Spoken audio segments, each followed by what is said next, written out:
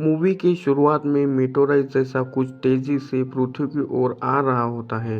एक बड़े ही fishing boat पर कुछ लोग उसको देख भी रहे होते हैं। उसका कैप्टन वॉकी टॉकी पर गार्ड को इस बारे में इन्फॉर्म भी कर देता है।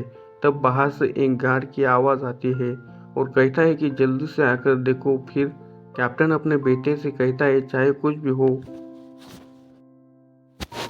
तुम यहाँ से बाहर नहीं निकलना। फिर वो बाहर जाता है तो वर्कर यहाँ नहीं होता, लेकिन उस जगह पर खून ही खून होता है। और कुछ ही सेकंड बाद कैप्टन किसी चीज़ को देखकर डर के मारे चिल्लाता है और कैबिन के अंदर बैठा हुआ कैप्टन का बेटा घबरा जाता है और यह कुल्हाड़ी लेकर धीरे से बाहर आता है। तभी ऊपर से किसी चीज़ को देखकर चिल्लाता है और तभी मूवी का टाइटल आता है।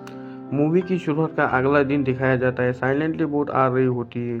इसी बोट में मूवी की हीरोइन लिसा को देखते हैं। लिसा एक पुलिस ऑफिसर होती है। इस आयरन में वो टेम्पररी पोस्टिंग करवाई है। यहाँ मूवी के हीरो को देखते हैं। लगता है कि शराब की बोतल के आसपास ही सोता जागता है, शायद मुंह भी उसी से धोता है। हीरो का शानदार इंट्रो। अब अगली शॉट में लिसा लैब तक पहुंच चुकी है। लिसा का ये पहला असाइनमेंट है, इसलिए वो बहुत ही एक्साइटेड और बहुत ही खुश है। वहीं कार में ओडिशा उसका इंतजार कर रहा होता है। उसकी बॉडी देखकर तो यही लगता है कि पुलिसमैन लगता है, वरना इसके रंग ढंग से तो वो पुलिस जैसा लगता ही नहीं। लिसा उसे कहती है, सर आपसे मिलकर मुझे बहुत ही खुशी हुई। ओडिशा उसको देखता भी नहीं है और कहता है कि तुम खुशी मनाओ या खुदकुशी करो, मुझे कोई फर्क नहीं पड़ता। लिसा से कहता है गाड़ी में बैठ जाओ। लिसा को बहुत ही बुरा लगता है। वो चुपचाप कार में बैठ जाती है और ओडिशा इस तरह जीता है, न किसी से मिलता है, न किसी से जुलता है, न ढंग से बात करता है और हमेशा शराब पीकर पड़ा रहता है। ड्यूटी पर भी पीकर आ जाता है। अब साइड पर एक बुजुर्ग को दिखाते हैं जो रोज की तरह उस दिन भी शोर के पास जॉगिंग कर रहा होता है। वो देखता है कि समुद्र की बड़ी बड़ी मछलियाँ मरी पड़ी हुई है और उस दृश्य को देखकर वो बहुत ही शौक होता है। ऐसे कैसे हो सकता है। वो शालीनता को स्टेशन लेके जाते हैं। वहाँ इनको हाई ऑफिसर नेता का स्वागत कर रहा होता है। ऑफिसर से कहता है कि आप सिर्फ 2 हफ्तों तक ही छुट्टी पर जा रहे हैं। इसी बीच यहाँ नई लेडी ऑफिसर लाने की क्या ज़रूरत थी, मैं क्या मर गया हूँ। ऑफिसर कहता है कि 2 हफ्तों के लिए तुम्हारे भरोसे छोड़ दो ये आइलैंड को। तुम आइलैंड का किस तरह ध्यान रखा होगा ये मैं अच्छी तरह से जानता हूँ, इसीलिए मैं नई ऑफिसर को लेके आई हूँ। बेटे अब अगले शॉट में पेरी नाम के एक मछुआरे को देखते हैं। ये भी ओडिशा की तरह शराब में डूबा रहता है। आज उसकी जाल में एक ऑक्टोपस जैसा फिश फंसी है। वो अपने फ्रेंड को फिश निकाल कर बड़ा इशू होकर रहा होता है। आपको मुरसुरली मासरी फिशिंग के बारे में जानने के लिए शोर पर आते हैं। वहाँ एक मरियन वैज्ञानिक होता है जिसका नाम स्मिथ है। ये बहुत ही छोटा आइलैंड है और इसलिए वहाँ लगभग सब एक दूसरे को जानते हैं। ओडिशा स्मिथ से पूछता है कि इन पीसीस को क्या हुआ है और स्मिथ बताता है कि पीसीस का इस तरह मर जा रहे हैं थोड़ा अजीब नहीं है, लेकिन अजीब बात यह है कि सारी पीसीस बहुत ही बुरी तरह से घायल होकर मरी है।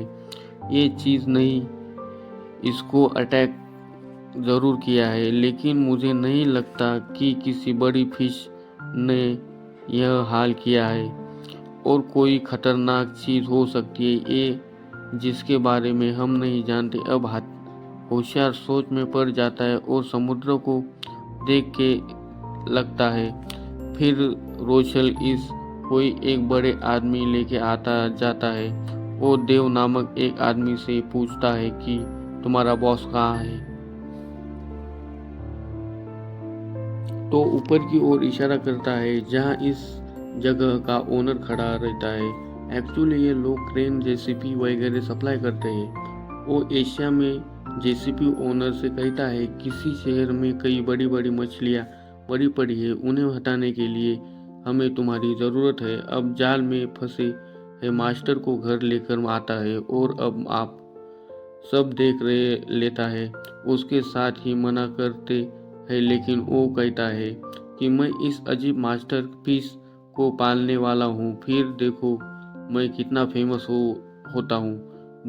दूसरी बार देर टीम क्रेन से फिश साफ कर देते हैं। अब शाम को हो चुकी है और सब काम खत्म करके घर जाने लगते हैं।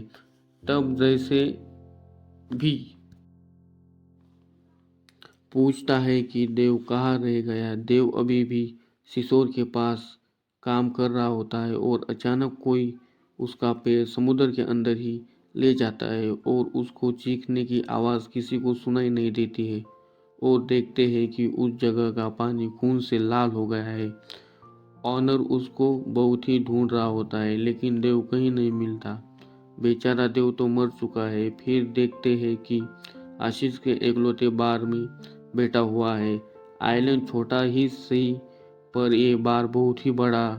तब ये जाके और उसे खोजते हैं। 20 लोग क्या लिसा कहती है कि मुझे इसकी आदत नहीं है, तो आयरन बॉक्स लेने आई हूँ।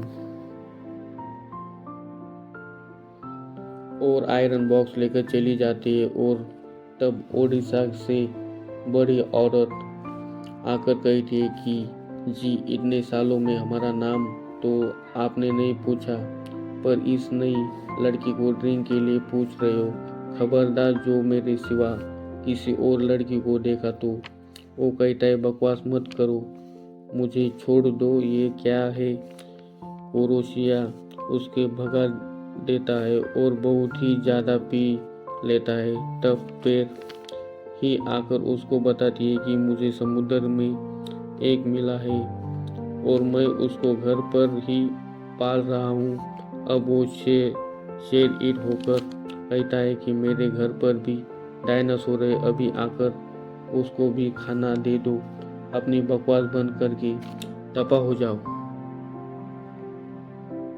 अभी तो मैं जा रहा हूँ, और जब मॉन्स्टर को पकड़ने के लिए मुझे नोबेल प्राइज मिलेगा ना, तब तुम्हें मेरे वैल्यू का पता चलेगी। इसी तरह दोनों शो अभी बकवास कर रहे होते हैं।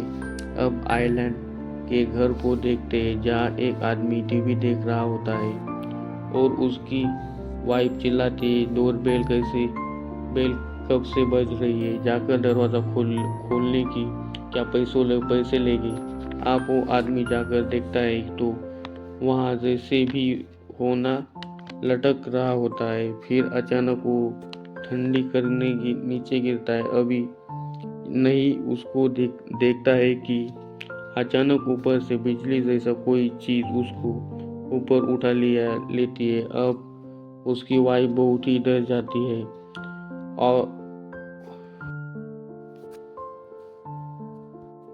और अभी चिमनी से एक आवाज़ आती है। वो अंदर जाती है, एक कीड़े जैसा इसको खींच लेता है। यह और शान नशे में धुत होकर अपने घर के बजाय लिसा के घर जाकर नॉक करता है, तो वो दरवाज़ा खोल देती है। तो ये कहता है कि तुम मेरे घर में क्या कर रही हो सर, लगता है कि आपने कुछ ज़्यादा ही पी ली है। तुम पहले इंसान हो जो मुझे ये बता रही हो।